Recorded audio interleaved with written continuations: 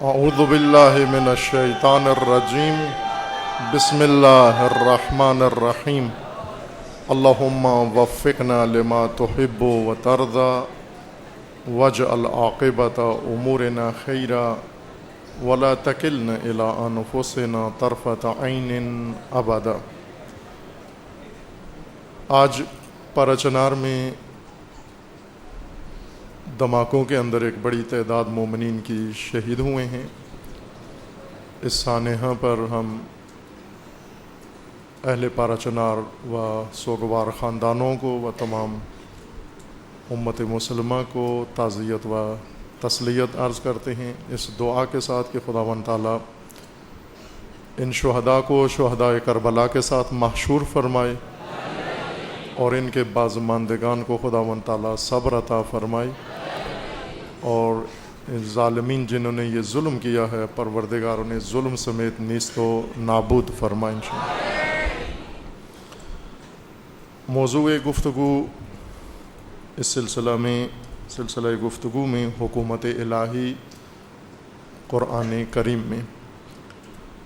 قرآن کریم اللہ تعالیٰ کی طرف سے ہدایت کا منشور ہے انسان کے لیے، جامع و کامل، اور انسانی زندگی کے تمام شعبوں کے بارے میں اس میں رہنمائی و آگاہی و عملی دستور موجود ہے، اور اس عملی ہدایت کے منشور کا محور و مرکز حکومت ہے، حکومت الہی۔ قرآن کے نقطہ نگاہ سے حکومت الہی کے زیر سایہ سب کچھ ہدایت کا نظام برپا ہوگا۔ جس طرح حکومت اللہ کے تحت نظام کائنات چل رہا ہے، اسی طرح حکومت الہی کے تحت نظام انسان چلنا ہے۔ اگر حکومت اللہ کو انسان تصور کرے کہ نہ ہو معاذ اللہ، یہ کائنات ساری فاسد ہو جائے گی، جس طرح قرآن مجید میں ہے لو کان فیہما آلہۃ الا اللہ لفسدتا۔ اسی طرح زمین کے اندر انسانی نظام میں بھی ہے کہ لولا دفع اللہ الناس بعضهم ببعض لفسدت الارض، یعنی اگر اللہ کی حکومت نہ ہو کائنات فاسد ہو جائے گی، اور اگر الہی حکومت نہ ہو زمین فاسد ہو جائے گی، انسانی نظام و معاشرہ فاسد ہو جائے گا۔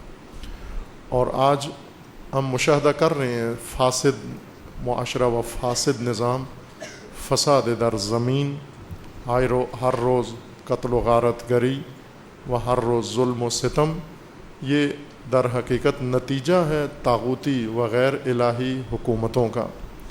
الہی حکومتیں ان کے اثرات زمین پر اور ہیں، اور طاغوتی حکومتوں کے اثرات اور ہیں۔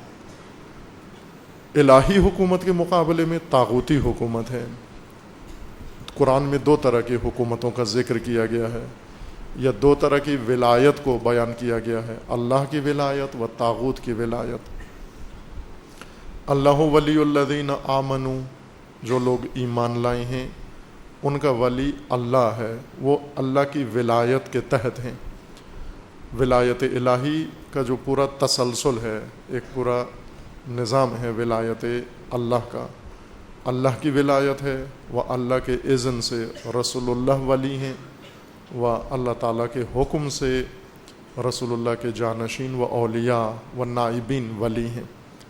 یہ سلسلہ نیابتاً یا اصالتاً ولایت کا ولایت اللہ و ولایت الہی ہے۔ اگر خود ذات حق تعالیٰ کی ولایت کو دیکھیں، یہ ولایت اللہ ہے۔ رسول اللہ کی ولایت، ائمہ اطہار کی ولایت اور ان کے نائبین کی ولایت، یہ ولایت الہی ہے جو مومنین کے اوپر قائم ہے۔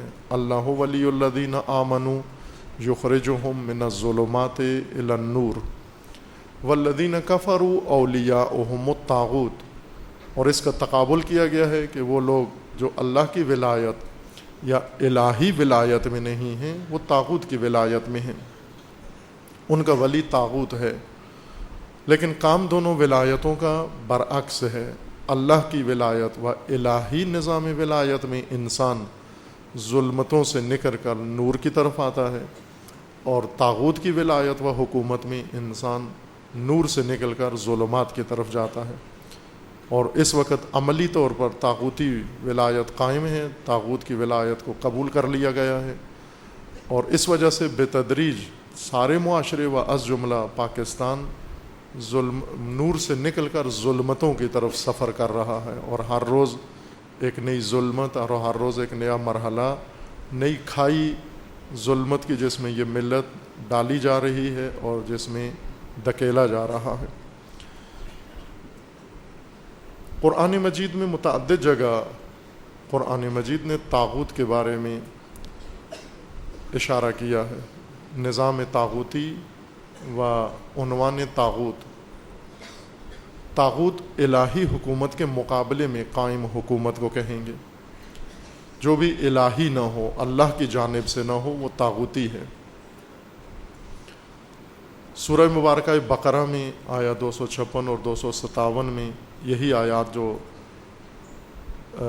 آیت الکرسی کے اختتام میں موجود ہیں، ایک لا اکراہ فی الدین قد تبین الرشد من الغی فمن یکفر بالطاغوت ویؤمن باللہ فقد استمسک بالعروۃ الوثقی لا انفصام لها واللہ سمیع علیم۔ یہ طاغوت کا ذکر ہے پہلی دفعہ ترتیب قرآن کے لحاظ سے، کہ انکار طاغوت اشارہ کیا تھا کہ لا الہ الا اللہ کا معنی ہے طاغوت کا انکار و اللہ کا اقرار۔ جب تک طاغوت کا انکار نہیں ہوگا، انسان خدا کی خدائی اور نظام خدا کو اقرار کے قابل نہیں ہوتا۔ انکار نظام طاغوت سے اللہ کے نظام کے لیے قابل ہوتا ہے۔ اور ہم جو محروم ہیں یا جو بھی محروم ہیں آج الہی نظام سے، اس کی بڑی وجہ یہ ہے کہ طاغوت میں گرفتار ہے۔ طاغوت کی گرفتاری و طاغوت کی اسارت و طاغوت کی غلامی سے نکلنا قدم اول و شرط اول ہے۔ جب تک یہ قدم نہیں اٹھتا، نظام الہی نصیب نہیں ہوتا۔ فمن یکفر بالطاغوت ویؤمن باللہ فقد استمسک بالعروۃ الوثقی۔ مضبوط سہارا اس قوم کو میسر آئے گا جو طاغوت کے چنگل سے نجات پائے، طاغوت کے نظام سے آزادی حاصل کرے، طاغوت کا انکار کرے۔ نہیں یہ کہ طاغوت خود ہی اکتا کر چلا جائے گا کہ میں تھک گیا ہوں ان لوگوں پر حکومت کرنے سے، بلکہ یہ فریضہ ہے۔ فمن یکفر، فریضہ ہے امت کا، لوگوں کا، مومنین کا، کہ وہ طاغوت سے نجات پائیں، طاغوت کا انکار کریں۔ یہ ان کی ذمہ داری ہے۔ اس وقت ان کو مضبوط سہارا نصیب ہوگا۔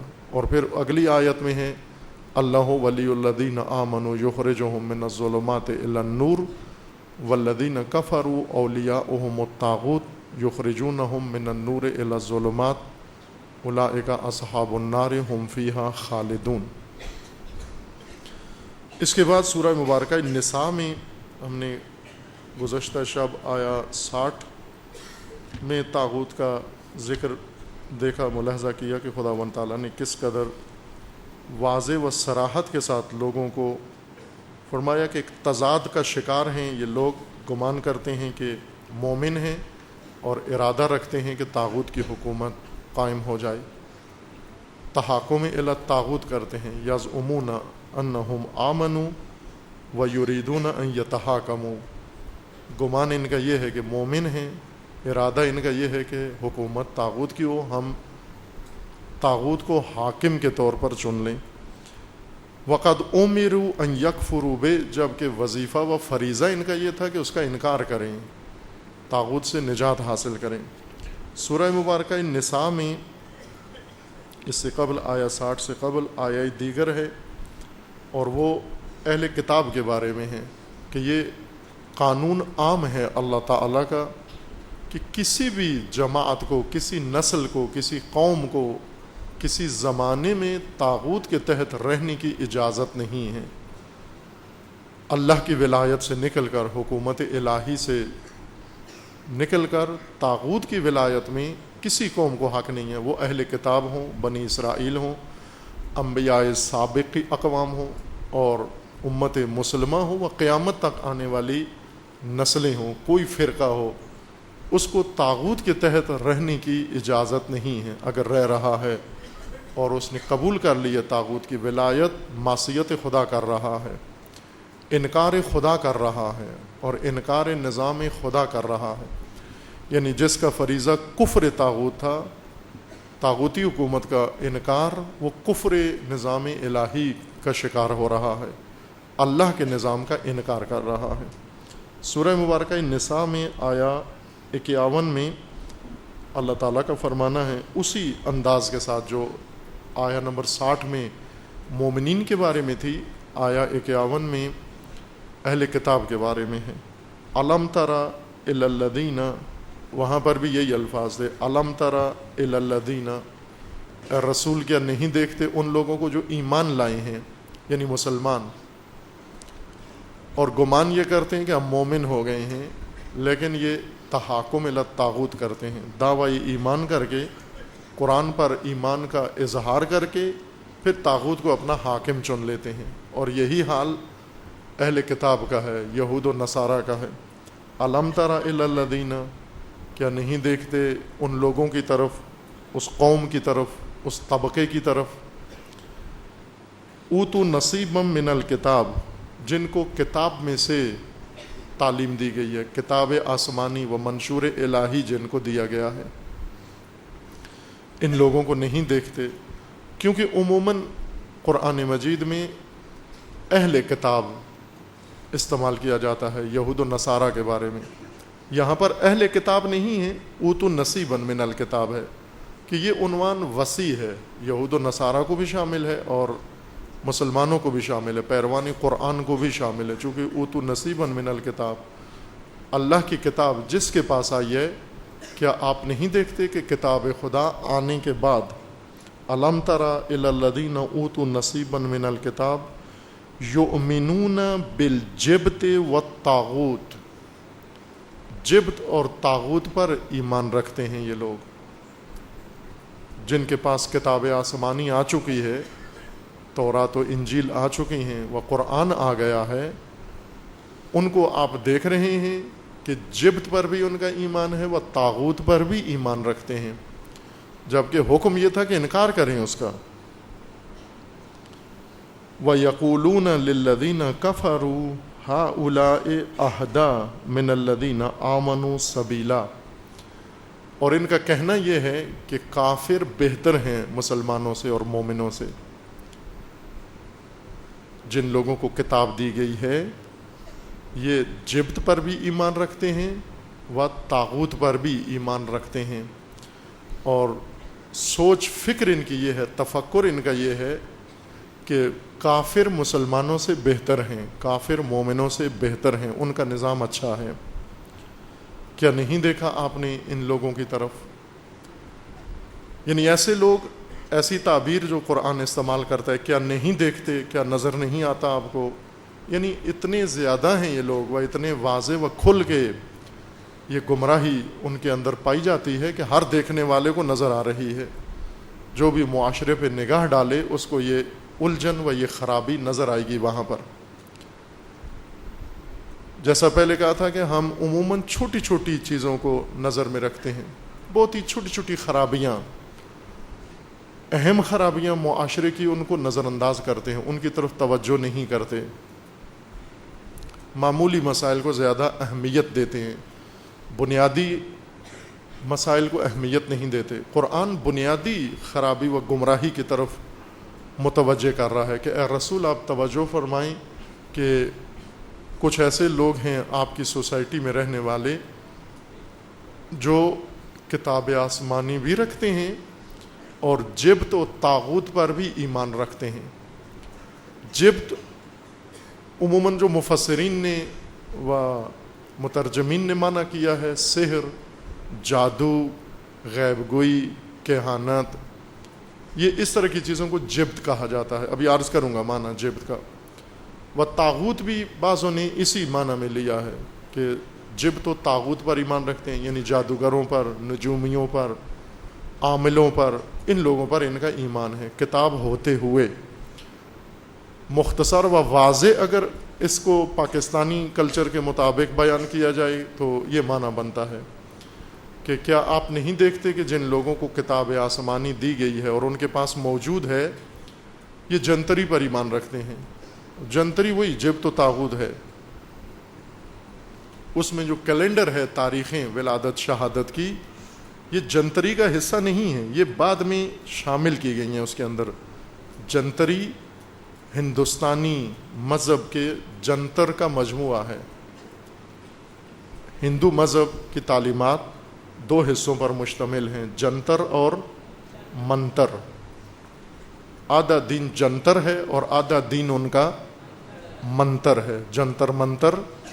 اور وہ کتاب جس میں جنتر لکھے ہوئے ہوں وہ جنتری ہے، اور جس میں منتر لکھے ہوئے ہوں وہ منتری ہے۔ اور اس وقت آپ تلاش کریں، پاکستان میں ہندو بھی رہتے ہیں، مسلمان بھی رہتے ہیں، شیعہ بھی ہیں، سنی بھی ہیں، اگر گھروں کی تلاشی لی جائے تو جنتر کا مجموعہ سب سے زیادہ کن کے گھروں سے نکلے گا؟ شیعہ کے گھر سے نکلے گا۔ اب قرآن پڑھیں، الم تری الی الذین اوتوا نصیبا من القرآن من الکتاب، یعنی یہ لوگ جن کو کتاب آسمانی دی گئی ہے، قرآن دیا گیا ہے، یہ ایمان رکھتے ہیں جبت پر بھی اور طاغوت پر بھی، جادوگری، سحر، کہانت، کاہن ہونا، ان چیزوں کے اوپر ایمان رکھتے ہیں، ان چیزوں پر پورا بھروسہ ہے ان کا۔ کوئی کام بھی مثلا کوئی بیمار ہو جائے تو فوراً کسی عامل سے رابطہ کرتے ہیں، جادوگر سے رابطہ کرتے ہیں کہ ہمارے بیمار کو کیا ہو گیا ہے۔ اور کوئی بیماری ہو، کسی قسم کی سر درد سے لے کر سرطان تک، وہ سب کو یہ بتاتا ہے اس پر کالا علم ہو گیا ہے، اور پھر کالے علم کے علاج کے لیے مریض اور مریض کے گھر والے باقی ساری عمر گزار دیتے ہیں۔ اور کالا علم جو ہو گیا ہے وہ تو ختم نہیں ہوتا، ان کی زندگی ساری کالی ہو جاتی ہے، سیاہ ہو جاتی ہے، تباہ ہو جاتی ہے، بیمار کی بھی اور بیمار کے اہل خانہ و وارثوں کی بھی زندگی ساری سیاہ ہو جاتی ہے، ان کی تباہ ہو جاتی ہے۔ یہ لوگ ہیں جو گرفتار ہیں جبت میں۔ یہ سحر و جادو و جو چیزیں پاکستان کے اندر رائج ہیں، جن پر لوگوں کا ایمان ہے، قرآن کہہ رہا ہے کہ یہ کیسے لوگ ہیں، یہ وہی تضاد ہے جو کل اشارہ کیا تھا کہ قرآن کو بھی رکھتے، قرآن بھی گھروں میں موجود ہے، جبت پر بھی ایمان رکھتے ہیں، یہ تضاد ہے۔ قرآن بھی ان کے گھروں میں ہے، جنتریاں بھی ان کے گھروں میں موجود ہیں۔ قرآن کی طرف رجوع نہیں کرتے، کوئی کام کرنا ہو جنتری کی طرف رجوع کرتے ہیں، جنتری سے پوچھتے ہیں۔ عرض کیا کہ کیلنڈر جنتری کا حصہ نہیں ہے، وہ ایک ایڈیشن ہے جو اس میں اضافہ کر دیا گیا ہے اسلامی بنانے کے لیے، جنتری کو شیعہ کرنے کے لیے اس میں کیلنڈر ڈال دیا گیا ہے کہ تاکہ یہ جنتری بھی شیعہ ہو جائے۔ مثلا اگر کیلنڈر نکال دیں جو جنتری کا حصہ نہیں ہے، پیچھے سب جنتر منتر ہیں اس کے، یہ ساد و ناس اور فلاں دن اور فلاں دن اور یہ پتھر اور وہ پتھر اور یہ انگوٹھی اور وہ انگوٹھی، یہ جبت ہے۔ جبت لغت میں کہا جاتا ہے کھوکھلی چیز کو، ایسی چیز جس کے اندر کوئی خاصیت نہ ہو لیکن لوگ اس کے بارے میں یہ گمان کریں کہ اس کا بڑا اثر ہے۔ عموماً پنساری پرانے حکیم یہ لوگوں کو پھکیاں دیتے ہیں، بے خاصیت ایسی کوئی عام سی چیز کوٹ کے دے دیں گے ان کو، پودینہ، اور یہ کہیں گے یہ بڑی قدیمی دوا ہے، ہمارے اجدادی سلسلہ ہے، راز ہے ہمارے پاس یہ۔ اگر اس کو لیبارٹری میں ٹیسٹ کروائیں تو وہ معمولی سی پتہ ہوگا، کوئی پودینہ یا اس طرح کی چیز ہے کوٹ کے انہوں نے دی ہوئی ہے۔ اور یہی حال ہے حکیموں کا، وہ کوئی کیمیکل لے کر اسے لوگوں کو پین کلر، فرض کریں پین کلر لے کر اس کی پھکی بنا کے لوگوں کو دیں گے، اور یہ کہیں گے کہ یہ بڑا ہمارا اجدادی سلسلہ ہے، یونان سے لقمان حکیم سے لے کر ہم تک پہنچا ہے یہ۔ اگر اس کو لیبارٹری میں ٹیسٹ کروائیں تو وہ پین کلر ہے اصل میں، جو کیمیکل ہے بنا ہوا۔ بے خاصیت چیزیں جن کے اندر اثر نہ ہو، اثر سے خالی چیزیں، اور انہیں انسان یہ سمجھے کہ ان کا اثر ہے۔ جس طرح کوئی آدمی آپ کو تعویذ لکھ دیتا ہے کہ یہ تعویذ رکھیں آپ، اور جب تک یہ تعویذ آپ کے پاس ہے آپ کو کوئی نقصان نہیں ہوگا، اس کو کھول کے دیکھیں کچھ بھی نہیں ہے اس کے اندر. یہ ہے ایک پیر صاحب تھے, وہ ان کے مرید تھے زیادہ. پیر صاحب کہیں اور گئے ہوئے تھے مریدوں کو ورغلانے, اور دوسرا مرید گھر میں آیا. بڑے پیر نہیں تھے, ان کا لڑکا تھا لوفر سا لفنگا. تو وہ پیر صاحب کے بیٹے کے پاس آئے, پیرزادے کے پاس. انہوں نے کہا جی یہ بیماری ہے اور سخت, اور آپ کوئی تعویذ دیں. وہ لفنگے نے اس کو کچھ چیزیں لکھ کے دے دیں کہ یہ جاؤ اور اس کو ہرن کے چمڑے میں باندھ کے پھر بازو میں باندھ لو, اور ان اوقات میں اس کو اتار دینا, ان اوقات میں باندھ دینا. اس نے بابا سے سنی ہوئی تھی بہت ساری باتیں. باہر کیا وہ لے گیا, یہ سنی سنائی بات نہیں ہے, واقعہ حقیقت ہے, یہ واقعہ ہے. وہ چلا گیا بندہ لے کر, اس نے باندھ لی اور بڑا فائدہ بھی ہوا اس کو. اور اس نے ذکر کیا کسی جگہ کہ جب سے میں یہ تعویذ لے کر آیا ہوں میری صحت بھی ٹھیک ہو گئی ہے, میرے حالات بھی ٹھیک ہو گئے ہیں, رزق بھی بڑھ گیا ہے, کاروبار بھی اچھا چل پڑا ہے, گائے بھینس بھی ٹھیک ہو گئی ہیں, باقی جو دمبا بکری تھے وہ بھی صحیح ہو گئے ہیں. تمام معاملات اس تعویذ کے آنے کے بعد ٹھیک ہو گئے ہیں. جب اس نے اپنے دوستوں سے ذکر کیا کہ اس تعویذ کی اتنی خاصیت ہے, ان کے دوستوں کو بڑی دلچسپ لگی یہ بات. انہوں نے تعویذ چرا لیا اس کا کسی وقت, اس نے کھول کے رکھا, انہوں نے اٹھا لیا, اٹھا کے اس کو پھاڑ کے کھول کے, اور وہ کاغذ جو اندر لکھا ہوا تھا وہ کھول کے جب پڑھا تو اس میں گالی لکھی ہوئی تھی اسی کو, بہت ننگی گالی لکھی ہوئی تھی اسی بندے کو کہ بے وقوف کے بچے تو مثلا فلاں, اور کہا کہ یہ باندھ لے تو اس کو. اور جب سے اس نے وہ گالی باندھی اپنے بازو کے ساتھ, بڑی دنیا ہی اس کی بدل گئی. جبت کہتے ہیں کھوکھلی چیز کو, خالی چیز. اکثر آپ مونگ پھلی خریدتے ہیں, مونگ پھلی, موم پھلی نہیں ہوتا, مونگ پھلی. ہاں موم پھلی اور ہے, مونگ پھلی اور ہے. مونگ پھلی جب آپ خریدتے ہیں اکثر اندر سے خالی ہوتی ہیں. مونگ پھلی خالی, اس کو جبت کہتے ہیں. خاصیت نہیں ہے اس کے اندر, کوئی تاثیر نہیں ہے. یعنی ایسی بے خاصیت چیزیں, بے اثر چیزیں جن کا کوئی اثر نہیں ہے, لیکن انسان یہ ذہنیت بنا لے کہ نا بڑا اثر ہے ان کا. جس طرح جاتے ہیں بعض لوگوں کے پاس, یہ پھونک ماریں آپ, دم پڑیں آپ, وہ دم پڑ دیتے ہیں وہ لوگ, کوئی اثر نہیں ہے. لیکن انسان کہتا ہے کہ نہ بڑا اثر ہے. جب سے انہوں نے دم پڑا ہے بالکل سارے درد اندر باہر کے ٹھیک ہو گئے ہیں. وہ بھی جاتے ہیں لیکن یہ پھونک کی وجہ سے نہیں ہوتے, یہ انسان خود نفسیاتی تلقین ہے. بہت ساری بیماریوں میں انسان اپنا معالج خود ہے, اپنا طبیب خود ہے, اور یہ حقیقت ہے.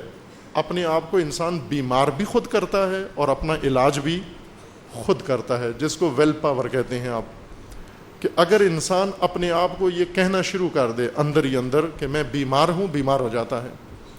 اور اگر بیمار بھی ہو اور اپنے آپ کو یہ تلقین کرے میں ٹھیک ہوں, آج الحمدللہ بہت ٹھیک ہوں, ٹھیک ہو جاتا ہے. چونکہ انسان کے جسم کا نظام انسان کے مغز کے پاس ہے, اور مغز جیسا آرڈر دیتا ہے جسم ویسے حرکت کرتا ہے. اگر آپ کا مغز یہ آرڈر دے آپ کے جسم کو کہ آپ ٹیمپریچر بہت ہائی ہے تو ہو جاتا ہے ہائی. اور اگر آپ کا مغز آپ کو یہ آرڈر دے کہ نہ آج الحمدللہ پہلے سے بہت بہتر ہوں, بہت بہتر ہیں آپ اس دن. بہت سارے چیزیں ہمارے اپنی کنٹرول میں ہیں. ابھی جو لوگ تنگ پڑ گئے ہیں, وہ نہ یہ کہ ماحول سے تنگ پڑ گئے ہیں, ان کے ذہن نے ان کو ایسا آرڈر دیا ہوا ہے کہ وہ سختی ہے, یہاں رہنا بہت مشکل ہے. اگر ابھی سے اپنے آپ کو چینج کر دیں, کہیں نہ بہت اچھا ماحول ہے, یہاں بہترین ماحول ہے, ان کو ہر چیز اچھی لگنا شروع ہو جاتی ہے. یہ تجربہ بھی ہوا ہے اور تجربات ہیں بھی, اور ایک مسلم حقیقت ہے. علم نفسیات میں قابل قبول چیز ہے یہ, اور مذہبی روایات میں بھی اس چیز کو قبول کیا گیا, مانا گیا ہے کہ انسان کے ذہن سے ہی انسان کو ایسے احکام ملتے ہیں, منفی بھی اور مثبت بھی. جو ان کا ذہن منفی ہے وہ منفی ہمیشہ ان کو آرڈر دیتا ہے کہ آپ بہت لاغر ہوتے جا رہے ہو, آپ کا رنگ پیلا ہوتا جا رہا ہے, آپ کی آنکھیں بڑی زرد ہوتی جا رہی ہیں, آپ کی آواز ختم ہو گئی ہے. روزانہ آئینے کے سامنے کھڑے ہو کر اپنے آپ کو تلقین کرتا ہے کہ آپ یوں ہو گئے ہو, اب یوں ہو گئے, اور وہ ویسے ہی ہو جاتا ہے. لیکن جو لوگ الٹ اپنے آپ کو مثبت احکام دیتے ہیں, مثبت آرڈر دیتے ہیں کہ ماشاءاللہ روز بروز بہتر ہوتا جا رہا ہوں, وہ بہتر ہوتے جا رہے ہیں، بہتر ہو جاتے ہیں۔ کھوکھلی چیزیں کیوں اثر کرتی ہیں؟ یہ دم، تعویذ، فلاں فلاں اس لیے اثر کرتے ہیں کہ انسان یہ چیزیں لے کر اپنے آپ کو تلقین کرتا ہے کہ یہ میں ٹھیک ہو گیا ہوں۔ مثلا بیمار کو اگر آپ اسپتال نہ لے کے جائیں تو بہت تکلیف ہوتی ہے، اسپتال لے جائیں، ڈاکٹر معائنہ کر لے، ابھی ڈاکٹر نے اس کو کچھ بھی نہیں دیا، ڈاکٹر نے صرف لکھ کے دیا ہے کہ یہ اسٹور سے جا کے چیزیں لینا، اور ابھی خریدی نہیں ہے، کوئی ڈوز اس نے لی نہیں ہے، انجیکشن نہیں لگا، ڈرپ نہیں لگی، کچھ بھی نہیں ہوا، صرف ڈاکٹر نے اس کو چیک کیا ہے، واپسی پہ بالکل ٹھیک ٹھاک ہوتا ہے، اب میں ٹھیک ہو گیا ہوں، جبکہ ابھی کوئی میڈیسن اس نے نہیں لی ہے۔ اس کے بجائے یہاں ڈاکٹر بیچارہ اس کو صبح و شام گولیاں دیتا رہتا ہے اور ٹھیک نہیں ہوتا، کیوں؟ اس کے ذہن میں یہ بیٹھا ہوا ہے کہ یہ ڈاکٹر صحیح کوالیفائڈ نہیں ہے، یہ گولی بھی پتہ نہیں صحیح ہے یا نہیں ہے، نیت بھی اس کی پتہ نہیں ٹھیک ہے یا نہیں ہے، اور مجھے باہر سے جا کے گولی لینی چاہیے۔ تو صحیح گولی بھی اثر نہیں کرتی اگر انسان اپنے آپ کو منفی فرمان دے، منفی آرڈر دے۔ جبت، کھوکھلی چیزیں، بے خاصیت چیزیں جن کا کوئی اثر نہ ہو، معاشرے کے اندر بہت رائج ہیں۔ بے خاصیت چیزوں پر لوگوں کا ایمان ہے، کتاب خدا پر ایمان نہیں ہے۔ جبت، سحر، جادو مصداق ہیں جبت کے، نہ مانا ہے جبت کا۔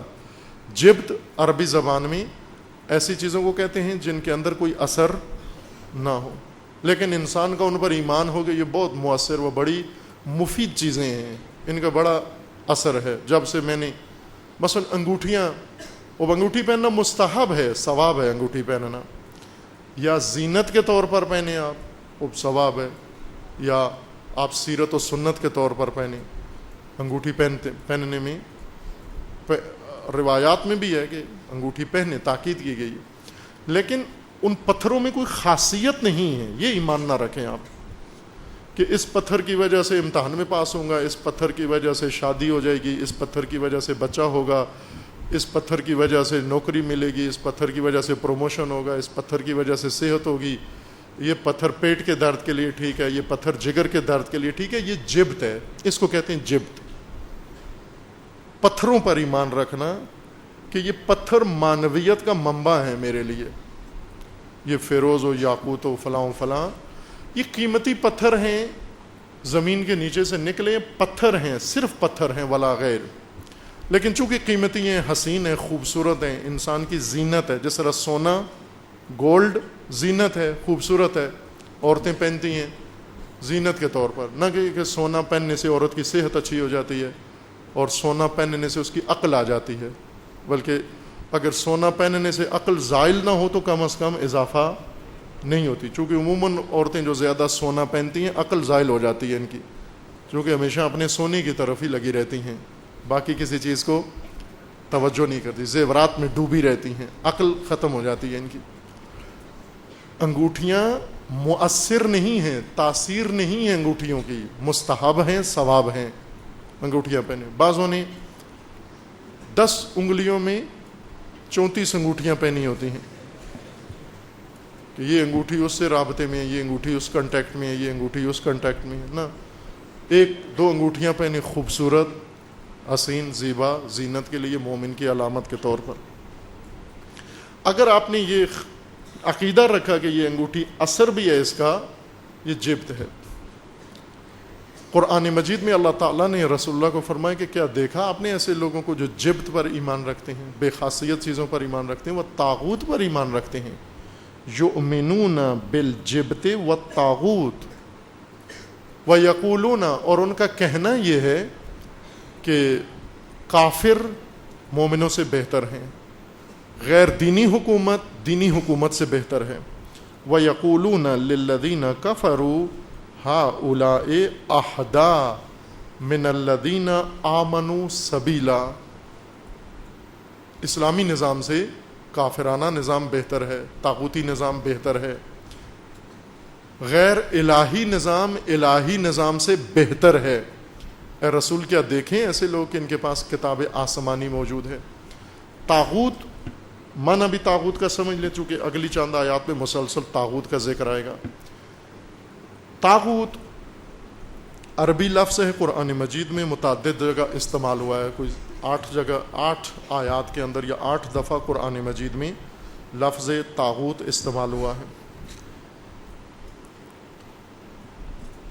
اہل لغت، ہم پہلے اس کا لفظ کی پہلے شناخت کرتے ہیں۔ لفظ طاغوت، لفظی معرفت اس کی کہ یہ لفظ کیا ہے، پھر لفظ سے آگے اس کے معنی و مفہوم میں، پھر اس کی حقیقت میں جائیں گے۔ 3 مرحلے طے کریں گے طاغوت کی پہچان و طاغوت کی شناخت کے بارے میں۔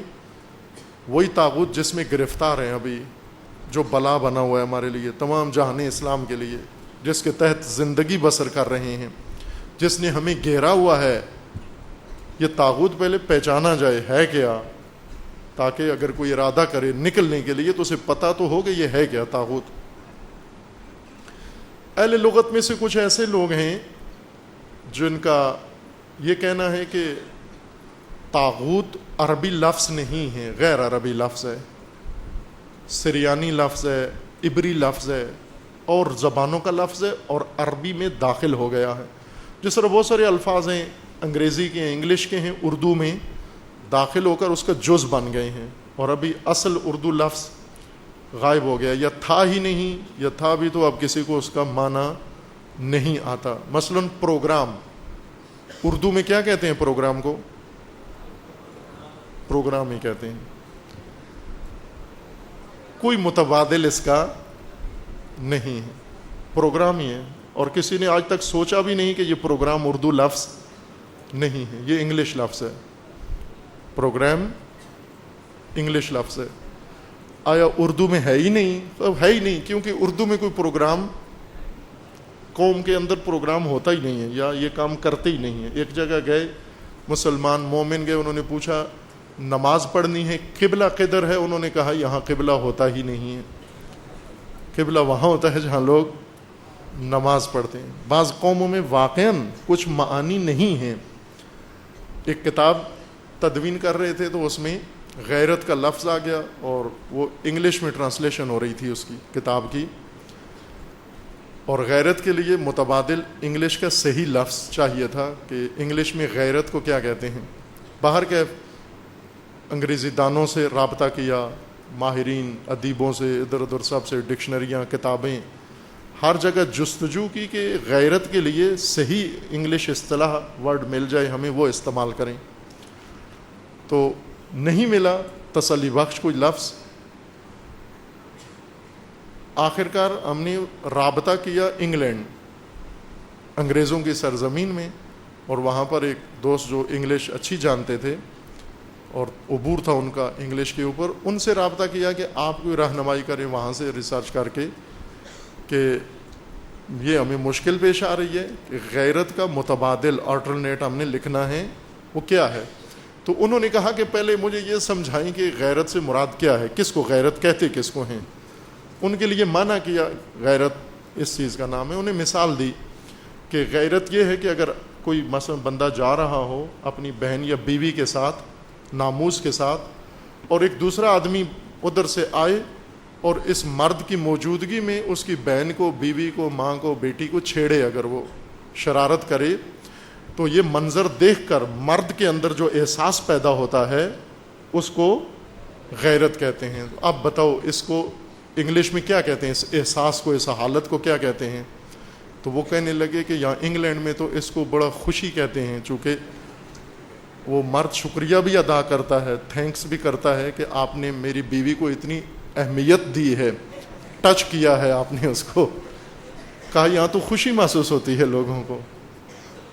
معلوم ہوا کہ اصلاً اس قوم کے اندر غیرت نامی کوئی احساس ہے ہی نہیں، تاکہ اس کے لیے لفظ ہو، کوئی معنی ہو تو لفظ ہوتا ہے، جب معنی ہی نہ ہو تو لفظ بھی نہیں ہوتا۔ لفظ کس کام آئے گا جب معنی ہی نہیں ہے؟ مثلا جن گھروں میں اولاد نہیں ہے، جن ماں باپ کے بچے نہیں ہیں، ان کے بچوں کے نام ہیں؟ نام بھی نہیں ہے۔ وہ نام اس وقت رکھتے ہیں جب بچے ہوں، جب بچے ہی نہیں ہیں تو نام بھی۔ مثلا آپ ایسے گھر میں جائیں جس نے ابھی شادی نہیں کی، اسے کہیں آپ کی بیٹی کا نام کیا ہے؟ کوئی نام نہیں ہے۔ کیوں نام نہیں ہے؟ سب کی بیٹیوں کے نام ہے، آپ کی بیٹی کے نام نہیں ہے۔ وہ اس لیے کہ بیٹی نہیں ہے ہماری۔ کچھ زبانوں کے اندر کچھ معانی ہیں ہی نہیں، کیوں نہیں ہیں؟ چونکہ وہ کام وہ کرتے ہی نہیں ہیں. پاکستانی چونکہ پروگرامنگ کرتے ہی نہیں ہیں، اس لیے پروگرام کے لیے کوئی لفظ بھی ان کے پاس نہیں ہے، اور اگر ضرورت پڑ جائے تو وہی مستعار لفظ مادری زبان کا استعمال. پروگرام کو پروگرام ہی کہتے ہیں. بابا اردو کو بھی نہیں پتا کہ پروگرام کو اردو میں کیا کہتے ہیں، چونکہ اہل اردو پروگرام بناتے ہی نہیں ہیں، پروگرامنگ نہیں کرتے. اس طرح ہوتا ہے کہ ایک لفظ کسی زبان کا ہجرت کر کے کسی دوسری زبان میں چلا جاتا ہے اور اس کا حصہ اور جز بن جاتا ہے. عربی میں ایسے بہت سارے الفاظ ہیں جو عربی نہیں ہیں، جیسے عموماً علماء مثال دیتے ہیں جیسے ابراہیم، اسماعیل، یہ عربی الفاظ نہیں ہیں، یہ سریانی الفاظ ہیں یا دیگر زبانوں کے الفاظ ہیں جو اس وقت رائج تھیں یا عبری، اور ان سے عربی میں آ کر عربی کا حصہ بن گئے ہیں یہ الفاظ. کچھ الفاظ ایسے ہیں جو ہیں ہی عربی زبان کے الفاظ ہیں.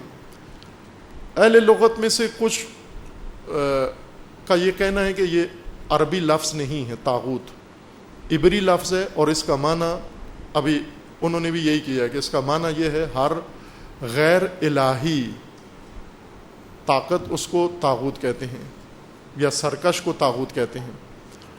لیکن جو محقق ہیں، زیادہ اہل فن ہیں اور اہل علم لغت میں اور فن لغت کے ماہر اساتید ہیں، محقق سمجھے جاتے ہیں، ان کا یہ کہنے کہ نہ، یہ عربی لفظ ہے اور عربی لفظ بنا ہے طغا سے. قرآن مجید نے یہ مادہ زیادہ استعمال کیا ہے.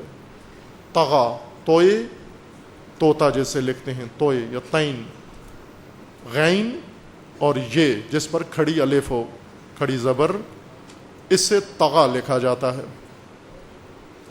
طغوا یا طغیا دونوں طرح سے. طغا اصل مادہ ہے اور اس سے طاغوت بنا ہے.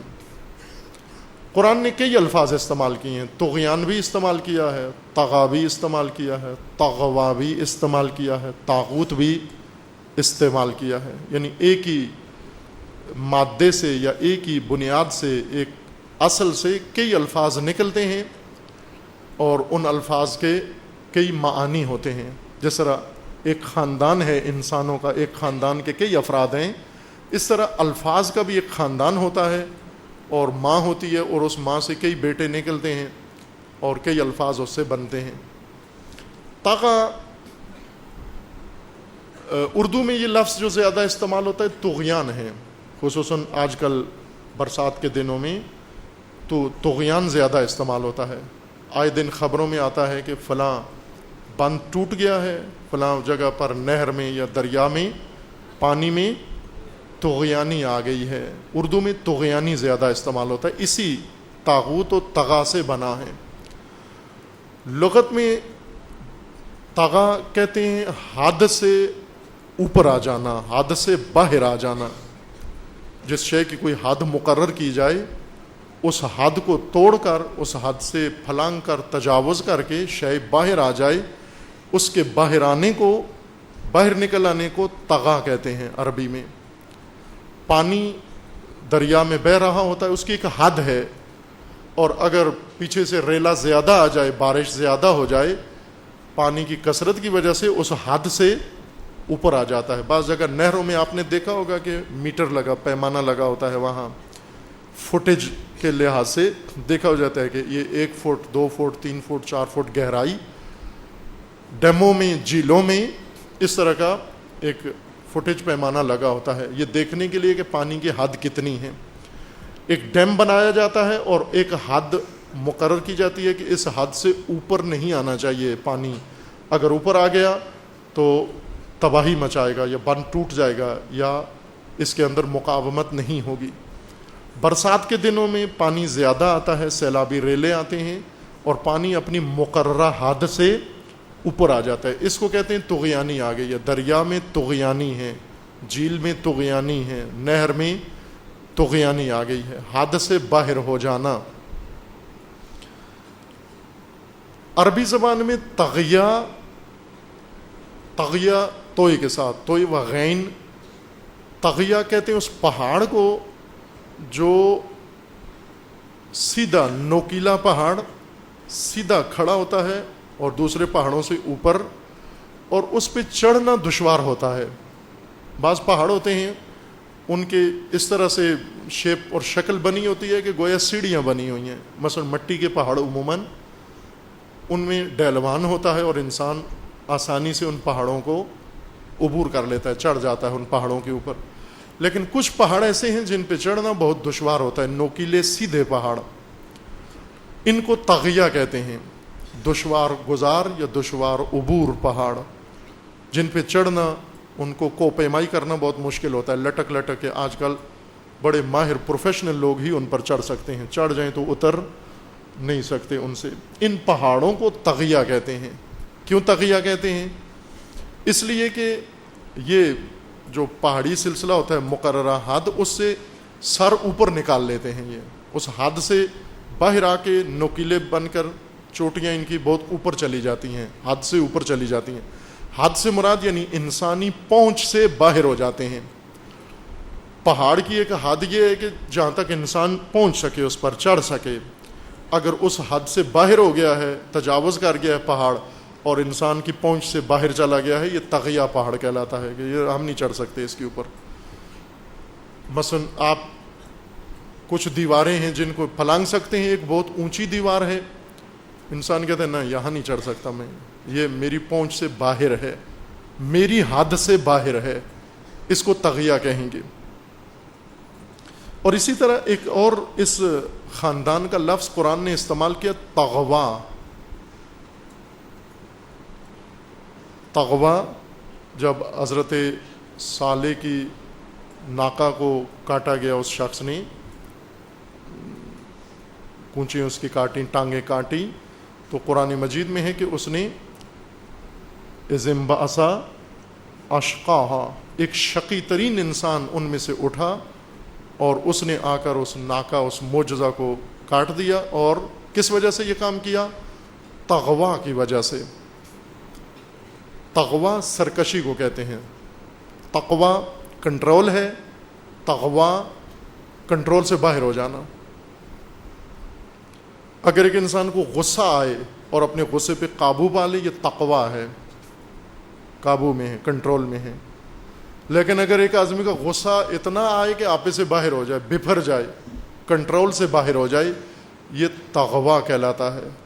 बिफर गया है, आपे से बाहर हो गया है, ये तगवा सरकशी को कहते हैं।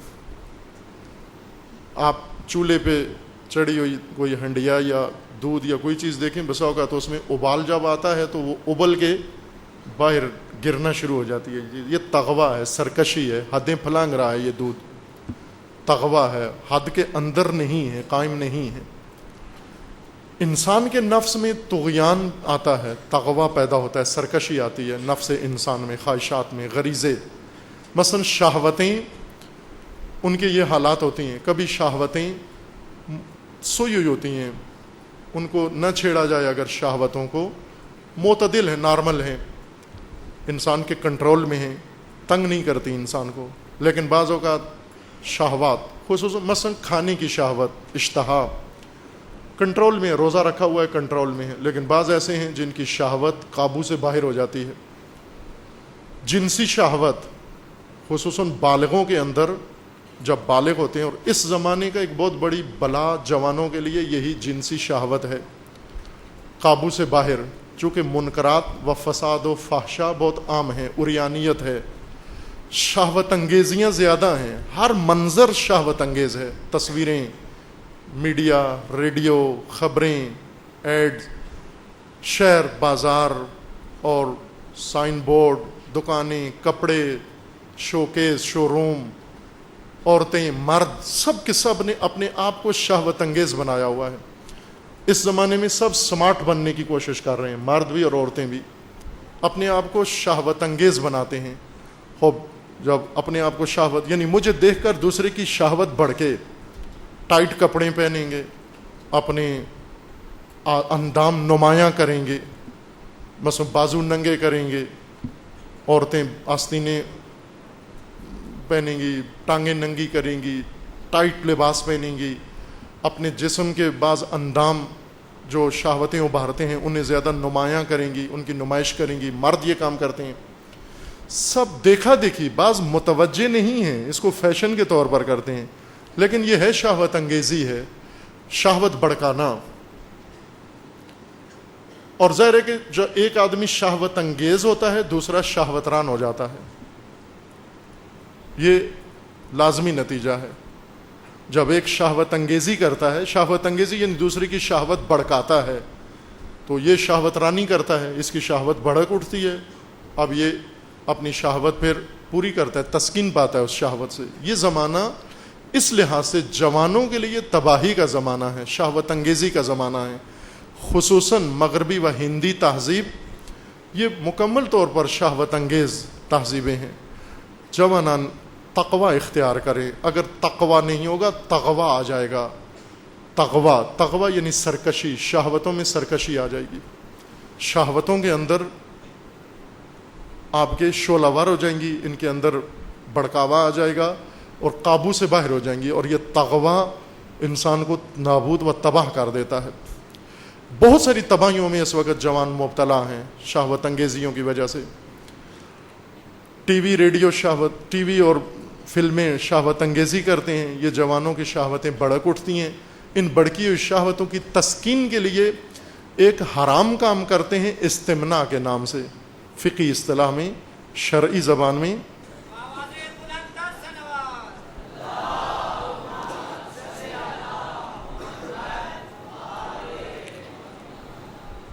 شہوت انگیزی، جب شہوت بڑک اٹھتی ہے جوان کی تو کم از کم کام جو کرتا ہے یعنی اپنے آپ کو نابود کرتا ہے، تباہ کرتا ہے، استمناء کرتا ہے. استمناء یعنی کوئی ایسا حرکت کرتا ہے، کوئی ایسی اپنے ساتھ کام کرتا ہے، اپنے جسم سے کھیلتا ہے یا تحریک کرتا ہے اپنی شہوت جنسی کو، جس سے وہ شہوانی مادہ اس کا خارج ہوتا ہے اور تسکین ہوتی ہے.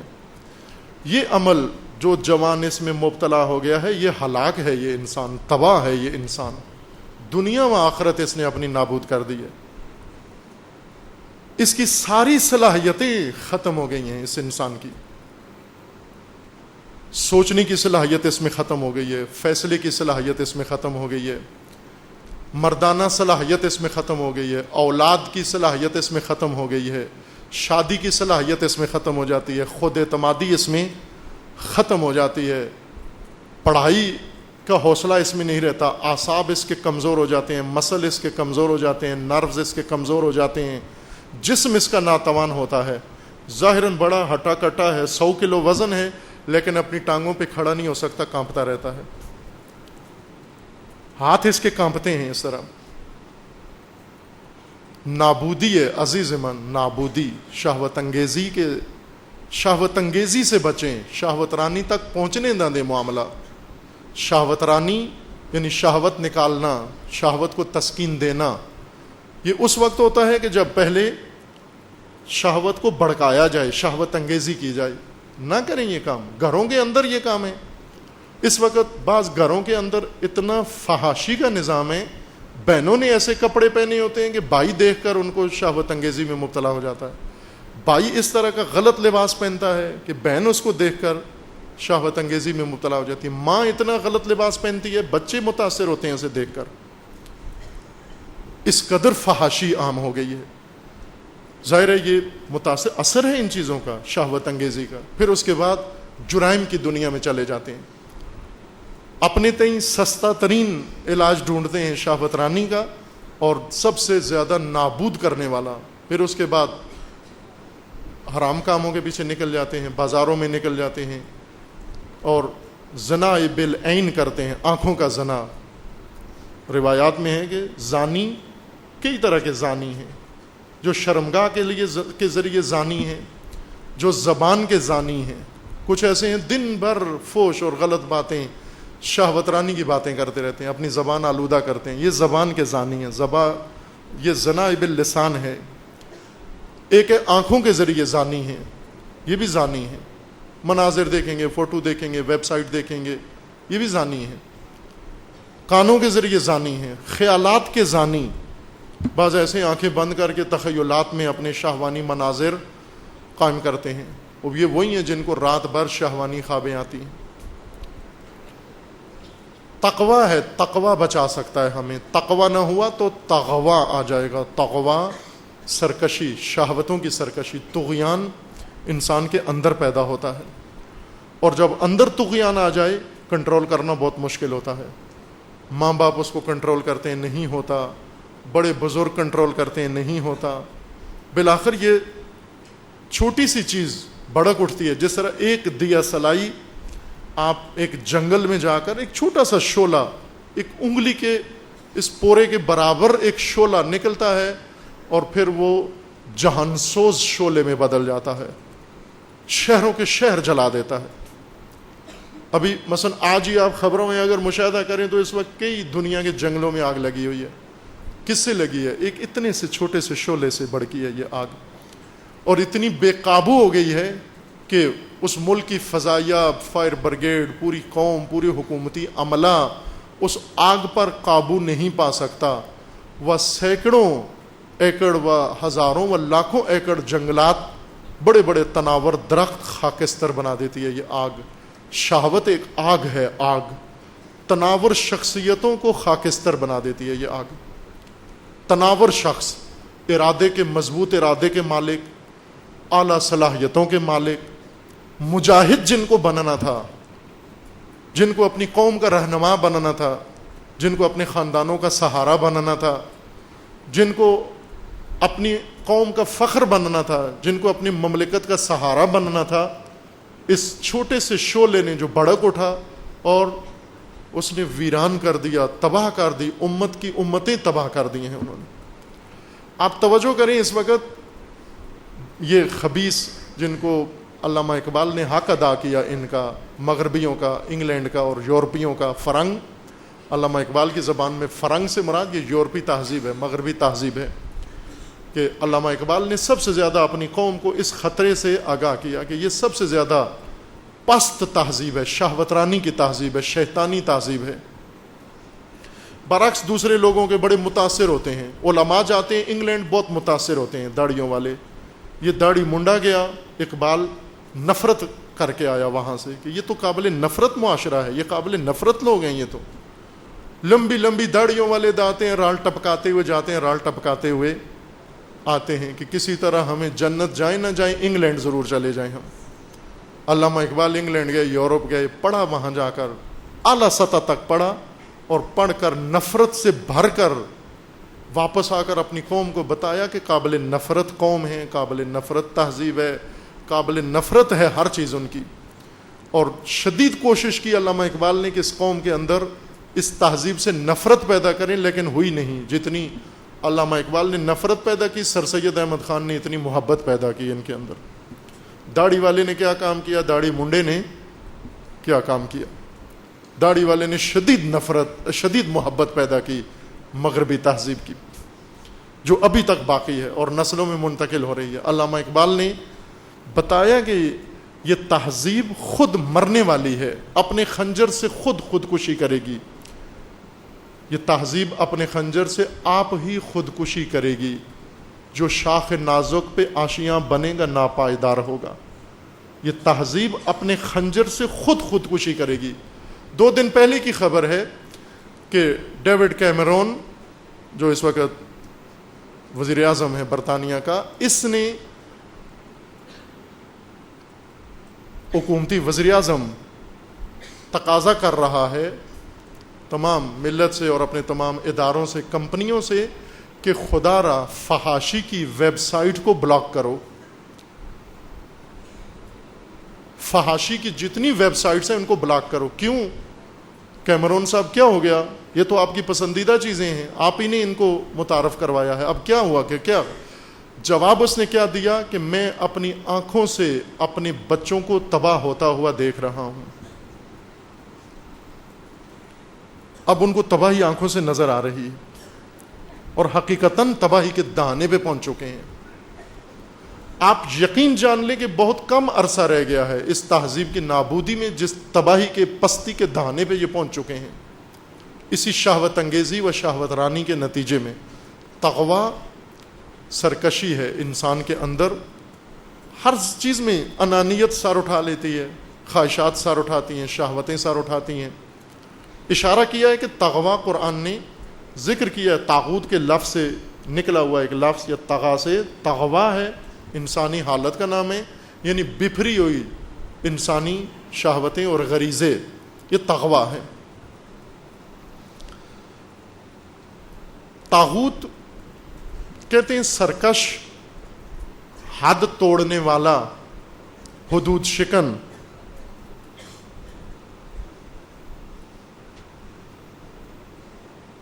غیر خدا، اللہ کے علاوہ جو بھی اللہ کی جگہ آ بیٹھے وہ طاغوت کہلاتا ہے۔ ہر وہ اللہ کے علاوہ وہ انسان یا وہ مخلوق جو اپنی مخلوق کی حد کو چھوڑ کر نکل کر اس سے اللہ کی حد میں داخل ہونے کی کوشش کرے، وہ طاغوت ہے۔ مخلوق کی حد ہے، مخلوق خدا کی مخلوق ہے اور انسان عبد ہے خدا کا، عبد بندہ ہے خدا کا۔ بندگی سی کی حد سے نکلنا طغیان ہے، بندگی کی حد کو پھلانگنا، تجاوز کرنا طغیان ہے۔ پیرامیٹر لگا ہوا ہے کہ بندگی کی یہ حد ہے، اگر ایک قدم بھی بندگی کی حد سے انسان نے، ایک سینٹی میٹر بھی باہر آیا، یہ طاغوت کہلاتا ہے۔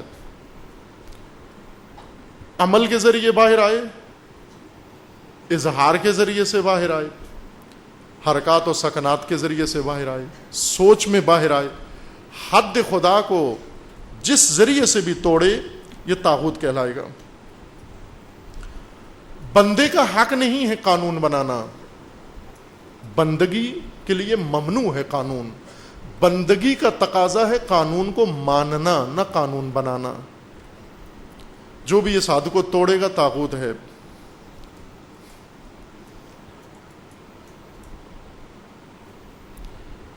بندگی کا تقاضا نہیں ہے حکومت قائم کرنا، جو بھی بندگی کی حد کو توڑے گا وہ طاغوت ہے۔ بندگی کا تقاضا نہیں ہے اپنے لیے یا دوسروں کے لیے کوئی نظام بنانا، یہ الوہیت کا تقاضا ہے، حق ہے، اللہ کا حق ہے۔ اور جو بھی اس حد کو توڑے گا وہ طاغوت ہے۔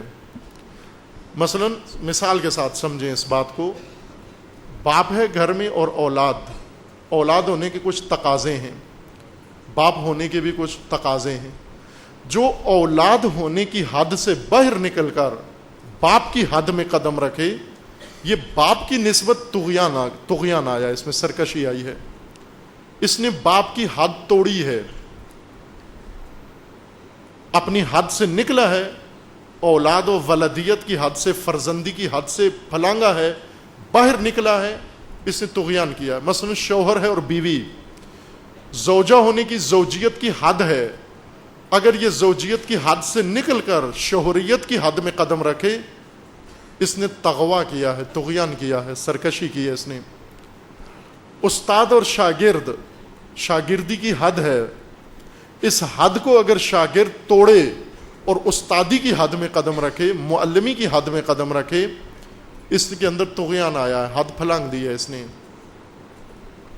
امام و امت، ان میں حد ہے، امامت کا ایک تقاضا ہے، امت کا ایک تقاضا ہے۔ امت اگر اپنی حد سے نکلے باہر اور امامت کی حد میں قدم رکھے، یہ طغیان ہے، یہ تغوا ہے۔ ہر کی حد مقرر ہے، ہر شے کی حد مقرر ہے، اللہ تعالیٰ کا قانون ہے اور وہ قانون حد ہے۔ حاکم پہلے یہ منع کر رہے ہیں، حاکم حد مقرر کرنے والا، حکومت حد مقرر کرنے کی طاقت و صلاحیت و اتھارٹی، اس کو حکومت کہتے ہیں۔ حکم حد مقرر کرنا، قاضی حد مقرر کرے تو بھی حاکم ہے، اگر حاکم، بادشاہ، والی و ولی اگر حد مقرر کرے، یہ بھی حاکم ہے۔ اس کو الاؤ ہے، اس کو اختیار ہے حد مقرر کرنے کا، دوسرا نہیں کر سکتا۔ دوسرا اگر حد مقرر کرے گا طاغوت ہے، طغیان ہے۔ جو بھی بندگی کی حد پھلانگے گا، وہ اللہ کی حدود کو توڑے گا، وہ طاغوت ہے۔ اللہ کے مقابلے میں کسی کو حق نہیں کہ خدا کے مقابلے میں آ کر غیر الہی امور قائم کرے جو الہی ہیں. مثلا حکومت الہی ہے، اگر کوئی غیر الہی حکومت قائم کرے گا یہ طاغوت ہے. قانون الہی ہونا چاہیے، دین الہی ہے، جو اپنا دین بنائے گا طاغوت ہے. امت اللہ کے قانون کے مطابق بننی ہے، اگر امت کے علاوہ کسی نے گروہ بنا لیا اپنا، یہ طاغوت ہے. خود ساختہ در مقابل خدا ساختہ، خدا جو بنائے وہ الہی ہے، اور اللہ کے بنائی ہوئی امر کے مقابلے میں انسان جو بنائے یہ طاغوتیت ہے، یہ حد کو پھلانگنا ہے. جو بھی انسان بنائے، اگر انسان خدا کے قانون کے مطابق بنے یہ حزب اللہ ہے، وہ گروہ جو اللہ کے اصولوں کے مطابق ہے. لیکن جو خود بنا لے گروہ یہ طاغوت ہے، جس نے خود گروہ بنا لیا اپنا. جو حکومت خود ساختہ ہو، انسان ساختہ ہو، بشر ساختہ ہو، یہ طاغوت ہے. مصادیق کے لحاظ سے پس قرآن مجید میں جب طاغوت کا لفظ آئے، انسانی ساختہ نظام، انسانی ساختہ قانون، انسان کا بنا ہوا ضابطہ، انسان کا بنا ہوا نظام، انسان کا بنا ہوا سسٹم، انسانوں کے ہاتھوں سے بنے ہوئے انسان، انسانوں کی مدد سے طاقت تک پہنچے ہوئے انسان، انہیں طاغوت کہیں گے. لہذا انبیاء جو اللہ کے بنائے ہوئے ہیں، ائمہ جو اللہ کے بنائے ہوئے ہیں، ان کے مقابلے میں جو بن کر آتے ہیں یا ان سے ہٹ کر جو خود بنتے ہیں یا جنہیں لوگ بناتے ہیں عام، یہ سب طاغوت کے زمرے میں آتے ہیں. قرآن ان سب کو طاغوت کہتا ہے. اب توجہ فرمائیں ان آیات طاغوت کو کہ سورہ بقرہ کی آیات ہیں، اس معنی کی روشنی میں جو ابھی آپ کی خدمت میں عرض کیا ہے کہ جبت کھوکھلی چیزوں کو کہتے ہیں، بے اثر و بے خاصیت چیزیں جن کا کوئی اثر نہیں ہے لیکن انسان یہ سمجھتا ہے کہ ہے، اس کی وجہ سے تو بڑا میرا فرق پڑ گیا ہے. آپ کیسے کہتے ہیں اثر نہیں ہے؟ اگر کسی کو کہو یہ انگوٹھی میں کوئی اثر نہیں ہے، وہ کہتے ہیں آپ عجیب بات کرتے ہیں، اس انگوٹھی نے ابھی تک بیٹا دیا ہے، اس انگوٹھی نے ابھی تک نوکری دی ہے، اس انگوٹھی نے صحت کی ہے، اس انگوٹھی نے موت سے بچایا ہے، اس انگوٹھی نے پتہ نہیں کیا کیا کیا، ابھی اتنے معجزے دکھا چکی. آپ کہتے ہو کوئی کچھ بھی نہیں دکھایا اس انگوٹھی نے. یہ جبت ہے. جادوگروں کے پاس جانا، عاملوں کے پاس جانا، ساحروں کے پاس جانا، یہ سب جبت ہے. اور عموماً بڑے پکے مومن بھی جب پریشانی میں مبتلا ہوتے ہیں فوراً دوڑتے ہیں ان لوگوں کے پیچھے، عاملوں کے پیچھے. کتاب قرآن موجود ہے اور عاملوں کے پیچھے دوڑتے ہیں. یہ جبت ہے.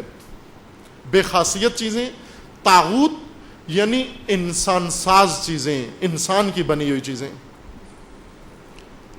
انسان کی بنی ہوئی نظام، انسان کے بنے ہوئے قانون، انسان کے بنائی ہوئی حکومتیں، انسانی بنائے ہوئے گروہ، انسانی بنائے ہوئے دھڑے، انسانی قائم کردہ سلسلے، یہ سب طاغوتیت کے زمرے میں آتے ہیں. غیر الہی طاغوت یعنی غیر الہی بشر ساختہ امور جو خود انسان نے بنا لیے ہیں. اس توضیح کی روشنی میں اب جائزہ لیں طاغوت والی آیات جو قرآن نے استعمال کی ہیں. کہ پہلی آیت سورہ بقرہ میں 256، فَمَن يَكْفُرْ بِالطَّاغُوتِ وَيُؤْمِنْ بِاللَّهِ فَقَدِ اسْتَمْسَكَ بِالْعُرْوَةِ الْوُثْقَىٰ لَا انفِصَامَ لَهَا وَاللَّهُ سَمِيعٌ عَلِيمٌ.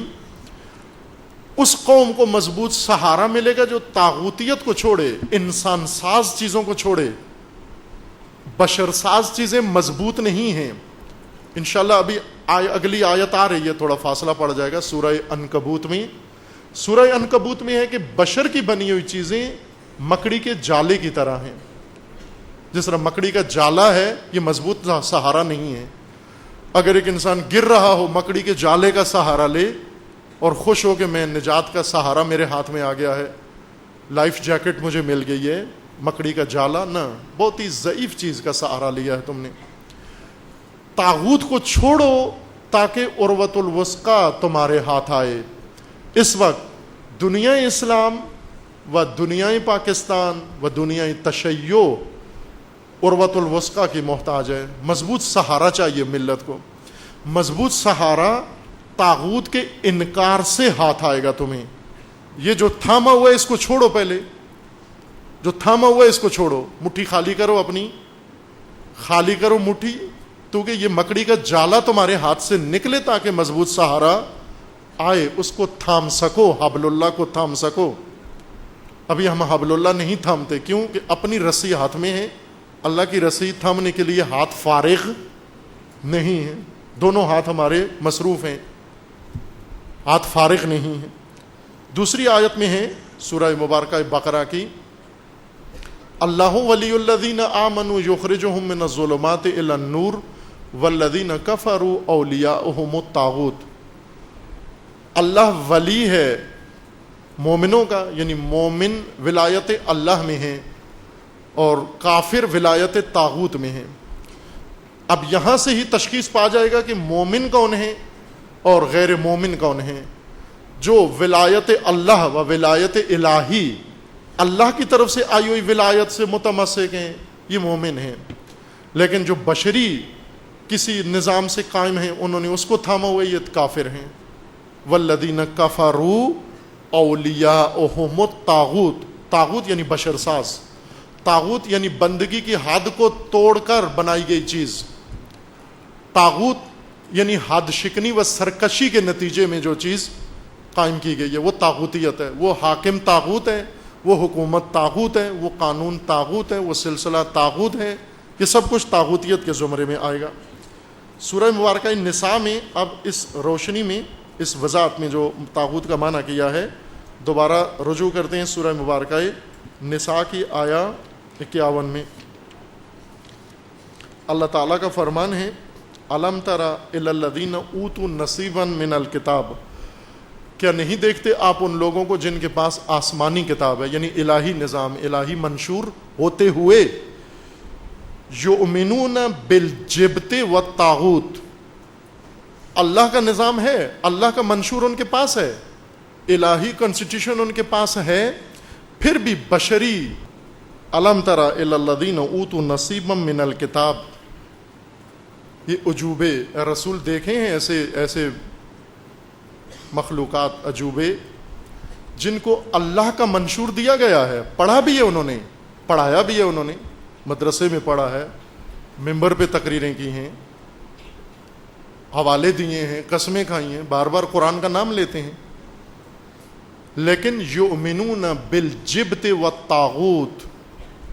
اس وقت آپ کتنے یہ پاکستانی حکمرانوں کو ہی دیکھیں، یہ جب کینڈیڈیٹ بنتے ہیں، الیکشن میں کھڑے ہوتے ہیں، کامیابی کے لیے ایک ووٹروں کے پاس جاتے ہیں اور ووٹروں سے زیادہ بابوں کے پاس جاتے ہیں، کلندروں کے پاس، مزاروں پہ نظر نیاز چڑھا کے کہ یہاں سے ہمیں کامیابی ملے گی.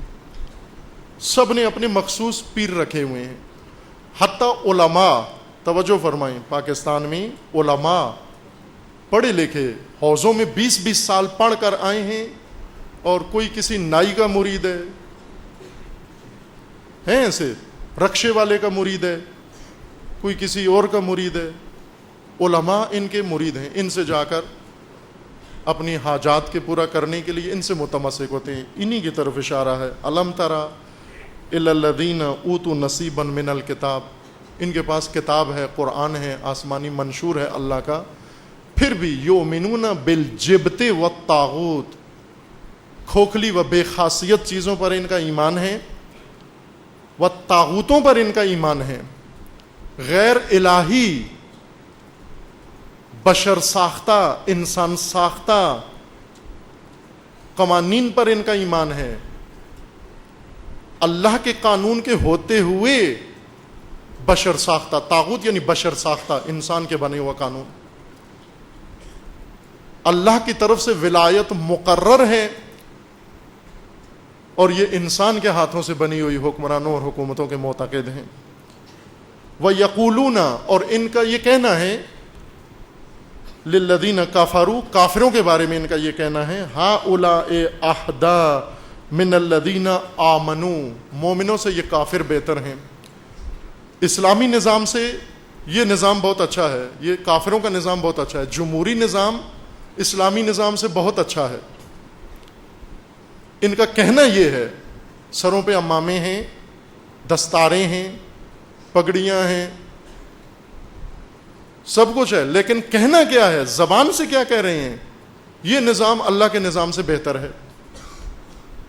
یقولون للذین کفروا ہؤلاء اہدی، یہ کافرانہ باتیں، کافرانہ نظام، کافرانہ سسٹم یہ بہتر ہے مومنوں سے۔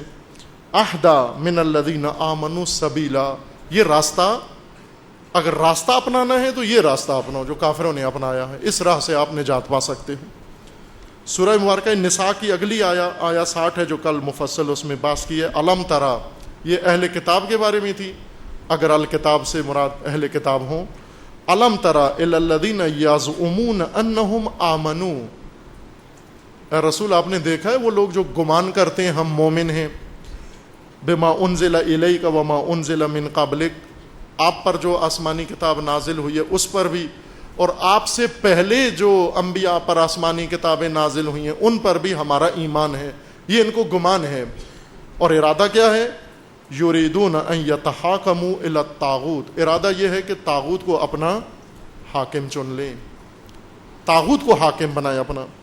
وقد امروا ان یکفروا بہ، حکم یہ تھا کہ اس کا انہوں نے انکار کرنا ہے۔ اس کے بعد سورہ مبارکہ نساء میں ہی آیہ دیگر موجود ہے،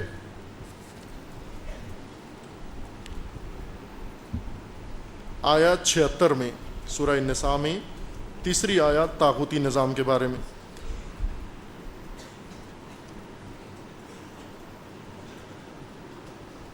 یہ آیا پہلے بھی اس سیاق کو پڑھا ہے آپ کی خدمت میں کہ قرآن مجید نے تنبیہ کی ہے، سرزنش کی ہے، مذمت کی ہے ان لوگوں کی جو ایسے حالات میں تماشائی بن کے رہتے ہیں جبکہ ان کے امت کے اندر، ان کے ملک کے اندر، ان کے شہروں کے اندر کچھ لوگ قتل ہو رہے ہیں، ظلم کا شکار ہو رہے ہیں، ستم کا شکار ہو رہے ہیں، بے سہارا ہیں، اور وہ فریادیں کر رہے ہیں کہ خدایا ہمیں اس ظلم سے نجات عطا فرما اور ہماری مدد کے لیے کوئی ولی و ناصر مقرر فرما۔ سورہ مبارکہ نساء میں آیا 75 میں ہے، وَمَا لَكُمْ لَا تُقَاتِلُونَ فِي سَبِيلِ اللَّهِ، تمہیں کیا ہو گیا ہے کہ اللہ کی راہ میں تم جہاد نہیں کرتے۔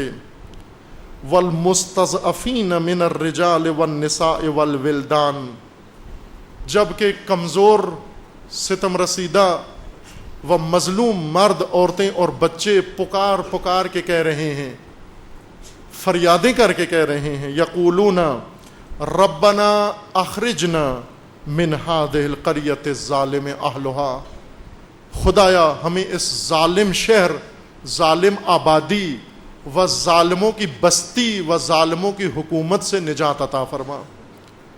ظالمانہ نظام میں یہ پس رہے ہیں اور فریادیں کر رہے ہیں، رو رہے ہیں یہ عورتیں اور بچے، یہ یتیم و بیوائیں، اور ان کی فریاد تم نہیں سن رہے ہو، اور وہ یہ بھی کہہ رہے ہیں وَاجْعَل لَنَا مِن لَّدُنْكَ وَلِيًّا وَاجْعَل لَنَا مِن لَّدُنْكَ نَصِيرًا، اے خدا اپنی جانب سے ہمارے لیے کوئی ولی و اپنی جانب سے ہمارے لیے کوئی مددگار، کوئی نصیر ہمارے لیے مقرر فرما۔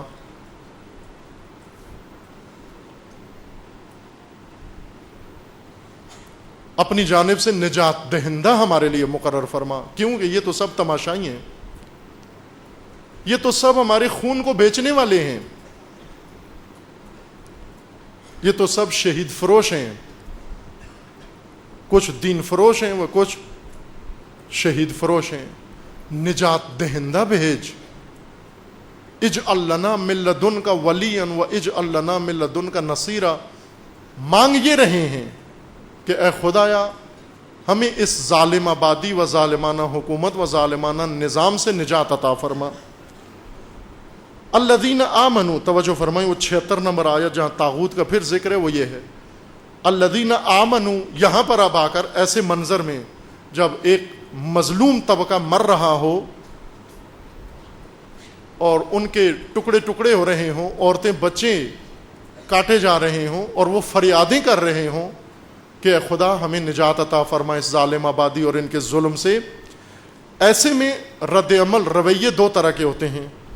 الذین آمنوا یقاتلون فی سبیل اللہ، جو مومن ہیں وہ خدا کی راہ میں نکل آتے ہیں اور ان ظالموں کا مقابلہ کرتے ہیں، ان قاتلوں کا مقابلہ کرتے ہیں اور مظلوموں کو فریاد رسی کرتے ہیں اور انہیں نجات عطا کرتے ہیں۔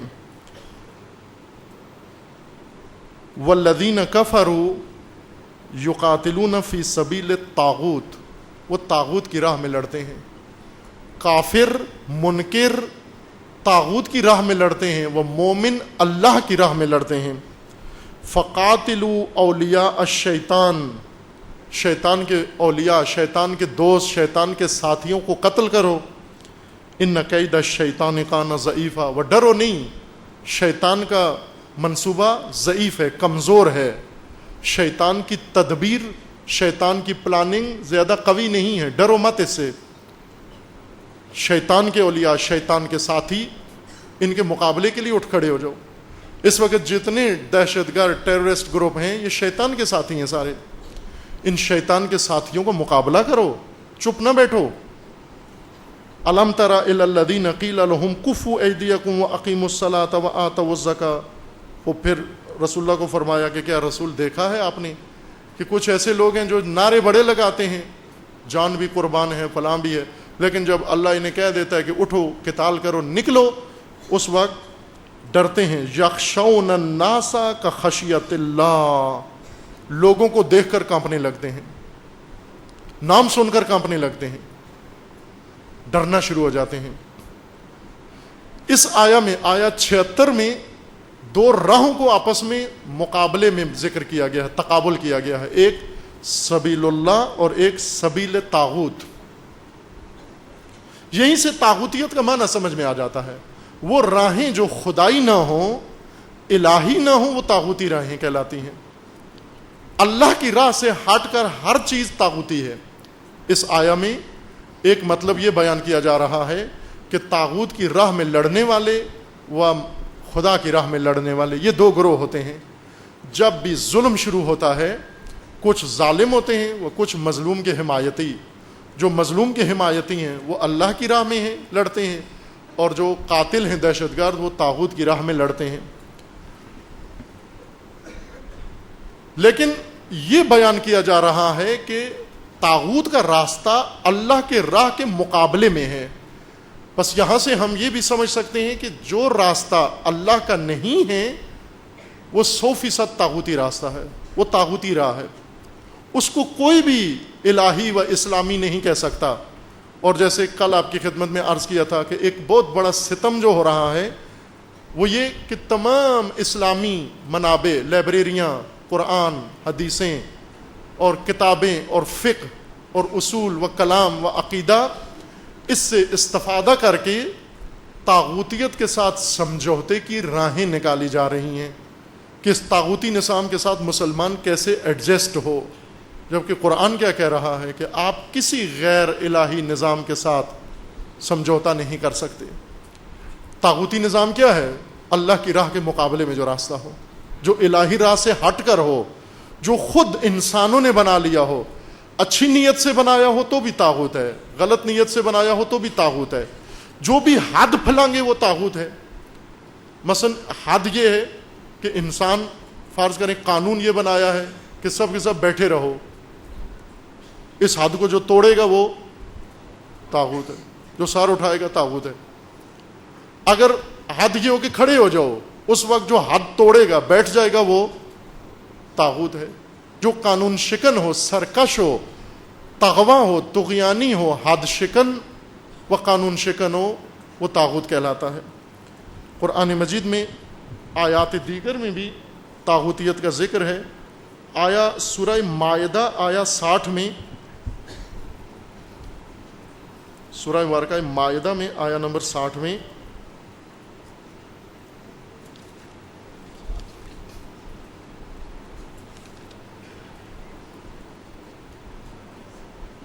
قل، رسول اللہ کو فرمان ہے کہ اے رسول آپ اعلان کہہ دیں، لوگوں کو بتائیں لوگوں کو، حل انبئکم بشر من ذالک مثوبۃ عند اللہ، اے لوگوں میں بتاؤں سب سے زیادہ برے انجام والے، سب سے زیادہ شرارت والے، سب سے زیادہ شرور لوگ، اور جن کا خدا کے ہاں بہت برا انجام ہوگا، سب سے برا انجام اللہ کے پاس جن کا ہوگا، بتاؤں وہ قوم، وہ لوگ، وہ طبقہ، وہ نسل؟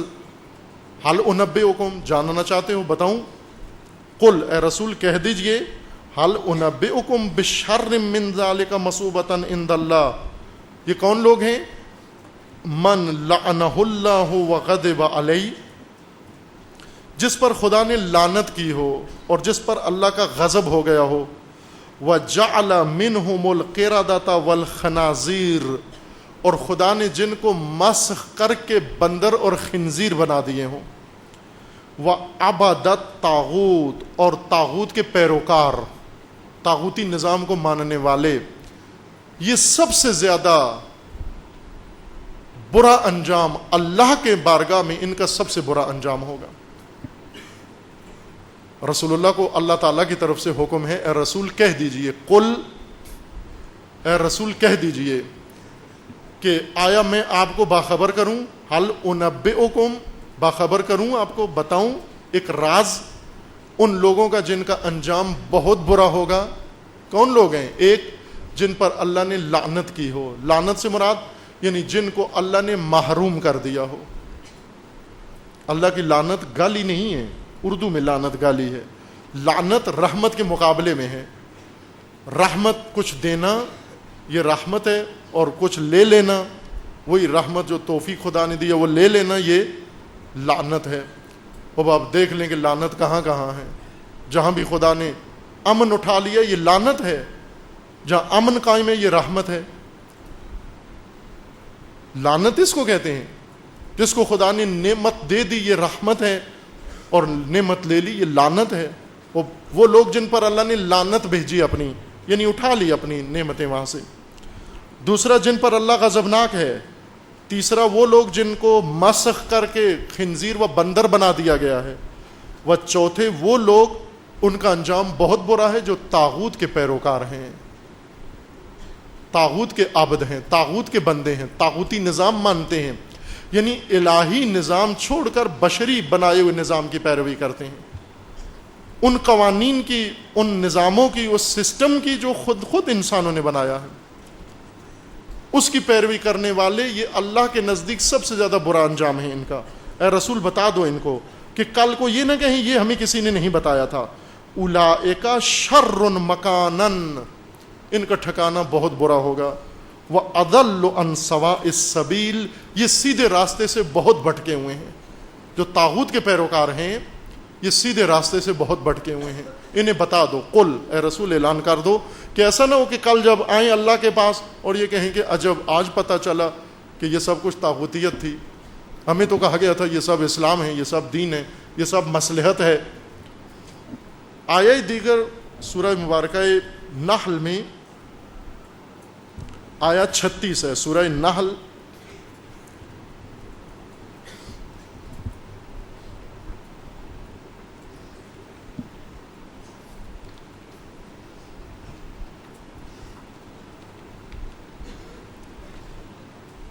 آیہ 36 ہے، وَلَقَدْ بَعَثْنَا فِي كُلِّ أُمَّةٍ رَسُولًا أَنِ اعْبُدُوا اللَّهَ، ہم نے ہر امت کے اندر رسول بھیجا ہے، ہر امت کے اندر رسول مبعوث کیا ہے۔ کس لیے؟ کہ اس امت کو یہ جا کر بتائے کہ اعبدوا اللہ، اللہ کے بندے بنو، بندگی خدا کرو، نظام خدا کو قبول کرو۔ وَاجْتَنِبُوا الطَّاغُوتَ، اور اس رسول کے دو کام تھے، ایک ان لوگوں کو اللہ کا بندہ بنانا، اللہ کے نظام میں لانا، اور دوسرا انہیں یہ کہنا کہ طاغوت کو چھوڑو، وَاجْتَنِبُوا الطَّاغُوتَ، طاغوت سے دوری اختیار کرو۔ کسی نبی نے آ کر یہ کام نہیں کیا کہ لوگوں کو یہ کہو اللہ کے بندے بنو، طاغوت کے ساتھ رہنے میں بھی کوئی حرج نہیں ہے۔ اس وقت حالات کا تقاضا یہ ہے کہ طاغوت کے سائے میں رہیں، نہ، ہر نبی کو، ہر امت میں ہم نے رسول بھیجا۔ اس رسول کی ڈیوٹی یہ تھی، فریضہ یہ تھا، مأموریت یہ تھی کہ وہ لوگوں کو جا کر بتائے کہ اللہ کی بندگی اختیار کرو اور طاغوت سے دوری اختیار کرو، اجتناب کرو۔ واجتنبوا الطاغوت فمنہم من ھدی اللہ، لوگوں میں سے کچھ ایسے تھے جنہوں نے انبیاء کی یہ بات مان لی، رسولوں کی، اللہ کی بندگی اختیار کی و طاغوتیت چھوڑ دی، یعنی بشری نظام چھوڑ دیا، الہی نظام قبول کر لیا۔ وَمِنْهُمْ مَنْ حَقَّتْ عَلَيْهِ الضَّلَالَةُ، لیکن کچھ ایسے تھے جن پر ہمیشہ کے لیے گمراہی رقم کر دی گئی، ثابت ہو گئی کہ وہ کبھی بھی طاغوتیت سے باہر نہیں آئیں گے۔ انہوں نے اللہ کو چھوڑ دیا، الہی نظام کو چھوڑ دیا، طاغوتیت کو ترک نہیں کیا۔ وَمِنْهُمْ مَنْ حَقَّتْ عَلَيْهِ الضَّلَالَةُ فَسِيرُوا فِي الْأَرْضِ، آپ زمین میں ذرا غور کرو، مطالعہ کرو، اسٹڈی کرو۔ فَانظُرُوا كَيْفَ كَانَ عَاقِبَةُ الْمُكَذِّبِينَ، اللہ کی راہ کو چھوڑ کر جانے والوں کا حشر کیا ہوا، اللہ کے آئین و نظام کو جھٹلانے والوں کا حشر کیا ہوا، انجام کیا ہوا۔ آپ زمین میں گردش کر کے ان کا انجام ملاحظہ کرو۔ پس انبیاء آئے ہیں لوگوں کو طاغوتیت سے نجات دلا کر اللہ کی بندگی میں لانے کے لیے۔ کچھ نے انبیاء کی بات مانی اور کچھ نے انبیاء کی بات نہیں مانی، طاغوتیت کے اندر راسخ رہے اور طاغوتیت کے ساتھ متصل رہے۔ ورثۃ الانبیاء کا کیا کام ہے؟ العلماء ورثۃ الانبیاء، یہی آیت بتا رہی ہے۔ ورثۃ الانبیاء کا کام بھی یہی ہے، دو باتیں کہ لوگوں کو بتاؤ یا ایھا الناس اعبدوا اللہ، اللہ کے بندے بنو، واجتنبوا الطاغوت، طاغوتیت سے دوری اختیار کرو۔ وہ ورثۃ الانبیاء نہیں ہیں جو لوگوں کو طاغوتیت کے ساتھ ہم آہنگی و سمجھوتے کی چھٹی دیتے ہیں یا دین سے جواز نکال کر ان کو عطا کرتے ہیں کہ طاغوتیت کے ساتھ تم ہم آہنگ رہ سکتے ہو۔ ان کا انبیاء سے کوئی تعلق نہیں ہے، یہ دین کے نام پر گمراہی پھیلا رہے ہیں۔ اور سورہ مبارکہ زمر میں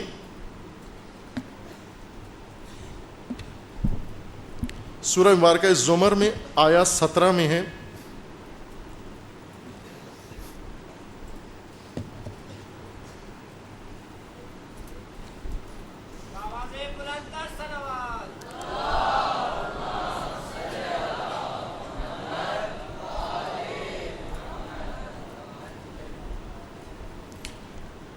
اب آخرت میں جب خداوند تبارک و تعالیٰ کی بارگاہ میں پیش ہوں گے، یہ سورہ مبارکہ زمر کی آیات ایک پورا مضمون ہے باہم، رسول اللہ صلی اللہ علیہ وسلم کو فرمان ہے۔ آیا 11 سے لے کر 17 تک یا 18 تک یہ مضمون بنتا ہے۔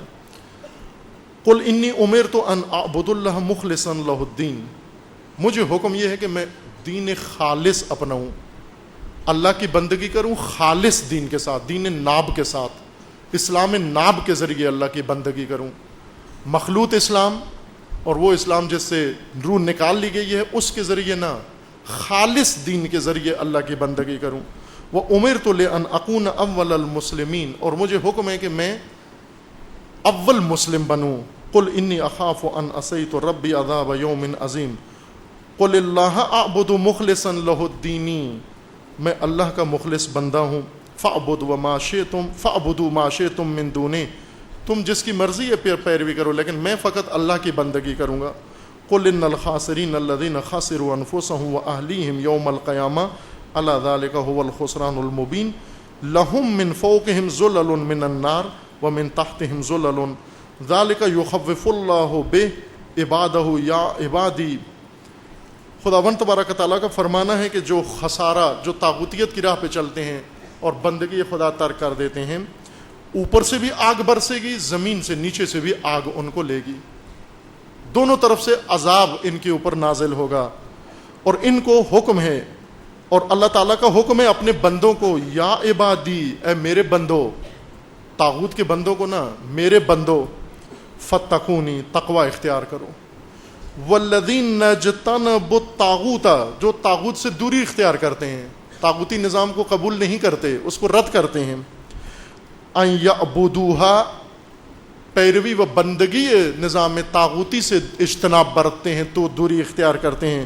وانابوا الی اللہ، اور اللہ کی طرف رجوع کرتے ہیں، لہم البشرا، ان کے لیے بشارت ہے۔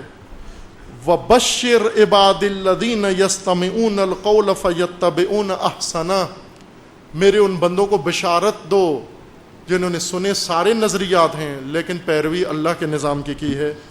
اولئک الذین ھداھم اللہ واولئک ھم اولو الالباب، یہ وہ لوگ ہیں جن کو اللہ نے ہدایت کی ہے اور یہ صاحبان خرد و اولو الالباب و صاحبان عقل ہیں۔ باقی احمق و بیوقوف ہیں جنہوں نے طاغوتیت کا ساتھ دیا و طاغوتیت کو جنہوں نے قبول کیا ہے۔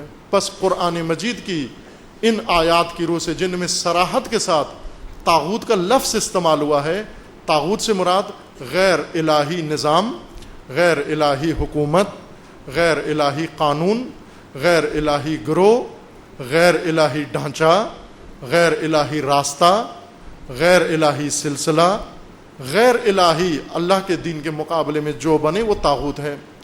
اس سے اجتناب الہی نظام کے قبول کے لیے یہ مسلمان و مومن ہونے کے لیے ضروری ہے۔ اور تضاد کو نفی کی ہے کہ بعض ایسے ہیں جنہوں نے درمیانہ راستہ نکالا ہے، گمان مومنوں والا ہے اور ارادے طاغوتیت کے ساتھ ملنے اور طاغوت کو حاکم بنانے کے ارادے ہیں، جن کے سورہ مبارکہ النساء کی صریح آیات کے مطابق ابھی یہ فصل جاری ہے۔ فصل کا عنوان یہ تھا کہ ہم پابند ہیں ما انزل اللہ کے اور غیر الہی نظام کے انکار کے پابند ہیں۔ ہم غیر الہی نظام کو قبول کرنے کا ہمیں حق نہیں دیا گیا، دین نہیں دیتا، حق اجازت نہیں دیتا۔ جس طرح خدا کا شریک ماننے کی اجازت نہیں ہے، اسی طرح طاغوتیت کو ایک لحظے کے لیے قبول کرنے کی اجازت نہیں دیا گیا، نہیں، اگر مومن ہیں ہم۔ اب یہ مطلب ابھی جاری ہے، چند آیات اس سلسلے کی انشاءاللہ وہ بعد میں بیان کی جائیں گی۔ وصلی اللہ علی محمد وعلی